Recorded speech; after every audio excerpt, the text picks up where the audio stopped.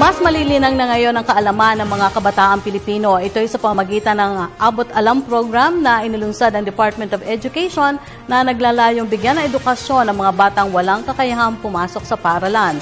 Ang kabuuang report mula sa ating kasamang si Dina Pagiditan.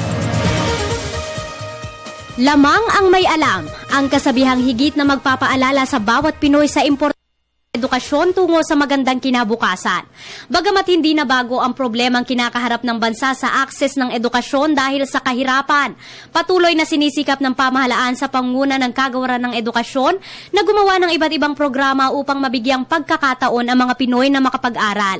Kabilang dyan ang mga Pinoy na may edad 15 hanggang 30 o ang mga hindi nakapag-aral o tumigil sa kanilang pag-aaral dala ng maagang responsibilidad at kahirapan. Ang programang Abot Alam ang estratehiyang nakita ng Kagawaran upang matukoy at maabot ang mga out-of-school youth na nais matuto sa kabila ng edad.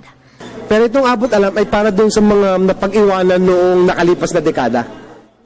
At upang siguruhin ang malawakang implementasyon nito sa buong bansa, isang Memorandum of Understanding ang nilagdaan ng iba't ibang ahensya ng gobyerno at mga pribadong sektor.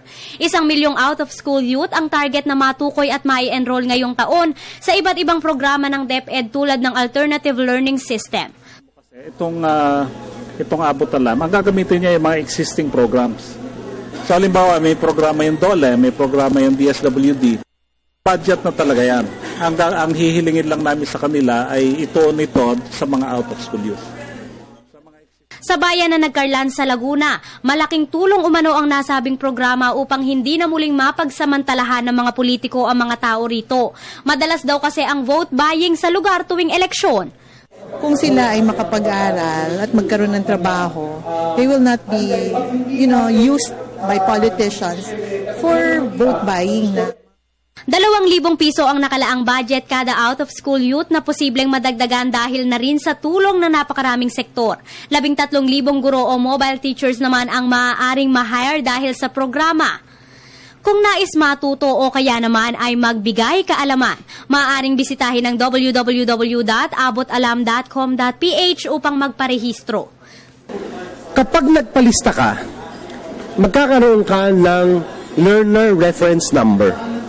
Yung Learner Reference Number, matutulungan ka hindi lamang ng DepEd, pati ng ibang mga ahensya ng gobyerno para makaangat ka at magkaroon ng oportunidad sa iba't ibang uri ng pangangailangan mo. Halimbawa, Ayon pa sa DepEd, ang tulong ng bawat isa ay mahalaga upang ang digmaan ng kadiliman ay mahigitan ng liwanag tungo sa kaalaman.